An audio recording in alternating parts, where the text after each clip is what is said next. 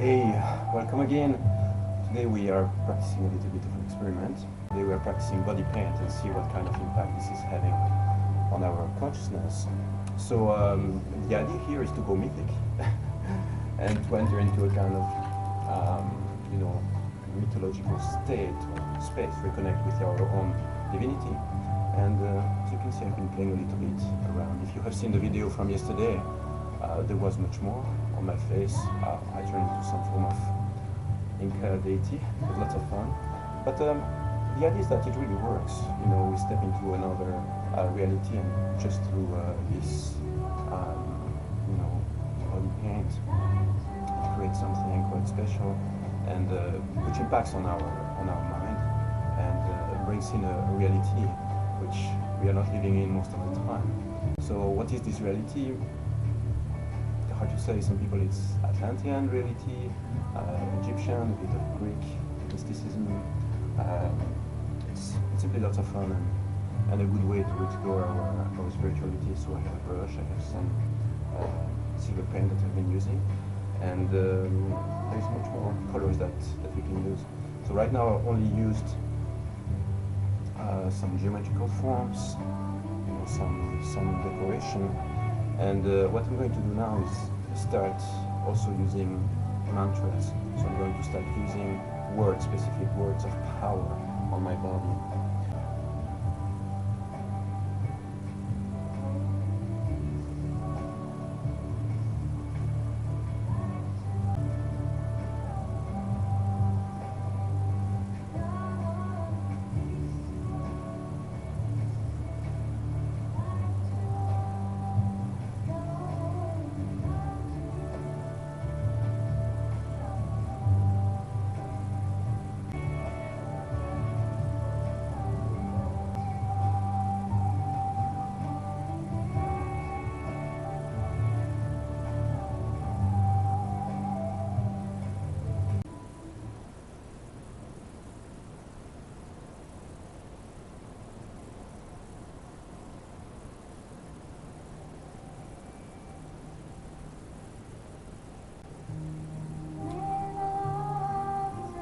Here we go.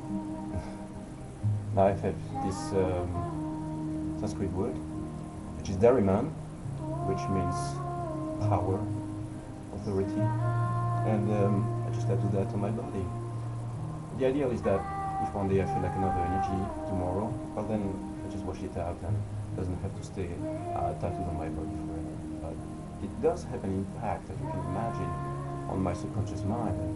It polarizes my body, my mind towards a certain quality. The way it is written right here is not in the most aesthetically correct. I could do a better job, spreading it over both shoulders, or need somebody to help me with writing it on the other shoulder, because writing it with my left hand is a bit tricky. But you get the idea. What counts is really the intention. You set up an intention for the day, and here we go. I have a whole bunch of magical ideas, concepts tattooed on my body right now, and which are going to stay with me for the day. I know by experience that these are very, very powerful techniques.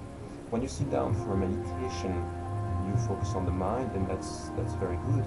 But after a while, your thoughts and emotions might drift away.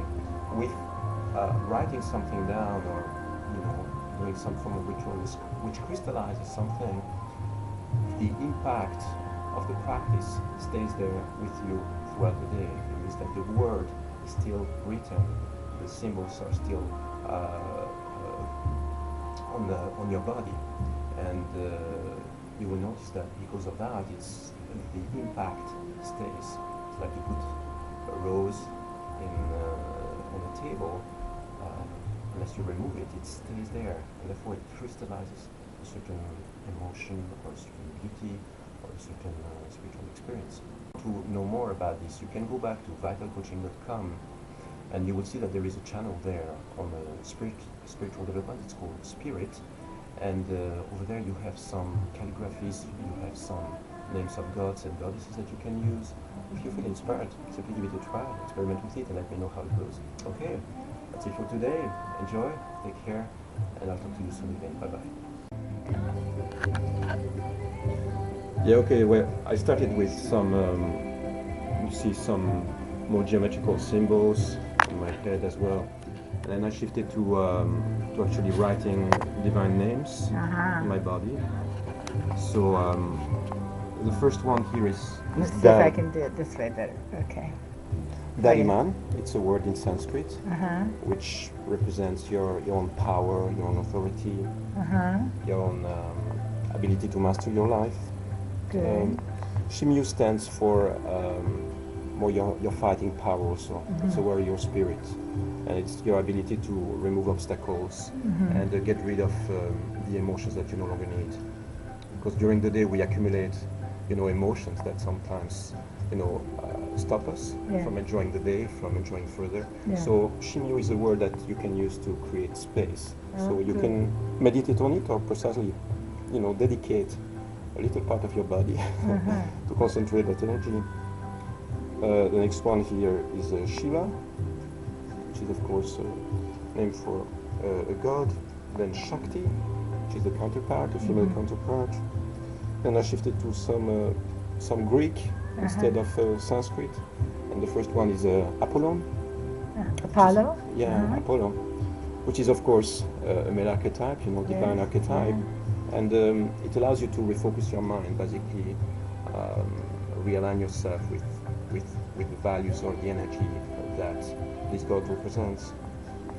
The last one here is Athena, which is also another, Greek goddess of wisdom, and now I'm all set for the day. Yeah, you're Ready to have a- dedicated and aligned.